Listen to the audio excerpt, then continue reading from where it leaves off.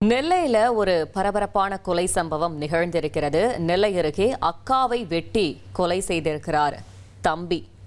மேலும் தகவலை செய்தியாளர் ராமசுந்தரம் வழங்கிட கேட்கலாம். ராமசுந்தரம், வணக்கம். இந்த கொலைக்கான காரணம் என்ன? முழு தகவலையும் சொல்லுங்க.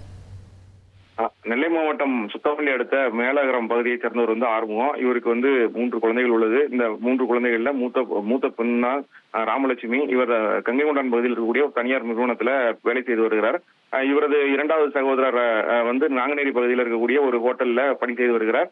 இவர்களுக்கிடையே ஏற்கனவே இந்த செல்போன் பார்ப்பதில் ஒரு பிரச்சனையானது இருந்து வந்திருக்கிறது. சகோதரி செல்போனை தனி இடத்தில் வைத்து பார்ப்பது உள்ளிட்ட சம்பவங்கள் கடைசி மகனான முத்துகிருஷ்ணனுக்கு பிடிக்காமல் இருந்ததுனால தொடர்ந்து அவரிடம் வாக்குவாதம், பிரச்சனை உள்ளிட்டவெல்லாம் நடந்து வந்திருக்கிறது.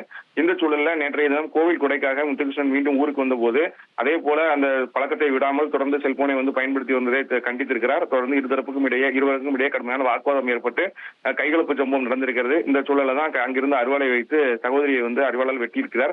இந்த சத்தம் கேட்டு பக்கத்துல இருந்த பெற்றோர் உடனடியாக வீட்டுக்கு பார்த்து அவரை மீட்டு அரசு மருத்துவமனைக்கு கொண்டு செல்லும் வழியிலேயே ராமலட்சுமி காயங்களுடன் இருந்த சூழல்ல சிகிச்சை பலனின்றி உயிரிழந்தார். மருத்துவமனை கொண்டு செல்லும் வழியிலே இந்த சம்பவம் நடந்ததால போலீசார் உடனே சம்பவ இடத்திற்கு விரைந்து கொலை வழக்காக இந்த வழக்கை பதிவு செய்து முத்துகிருஷ்ணன் கைது செய்திருக்கிறார்கள். கொலைக்கான காரணம் குறித்தும் விசாரணை மேற்கொண்டிருக்கிறார்கள். தற்போது வீடு இருக்கக்கூடிய பகுதி உள்ளிட்ட இடங்கள்ல போலீசார் குவிக்கப்பட்டு போலீஸ் பாதுகாப்பும் போடப்பட்டிருக்கிறது. தொடர்ந்து அந்த பகுதியில விசாரணையும் நடந்து வருகிறது. கொலைக்கான காரணம் குறித்த விசாரணையை போலீசார் மேற்கொண்டிருக்கிறார்கள்.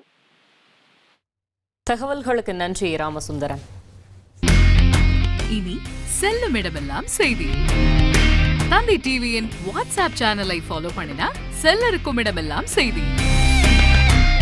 இதோ QR கோட் இப்பவே ஸ்கேன் பண்ணுங்க, ஃபாலோ பண்ணுங்க.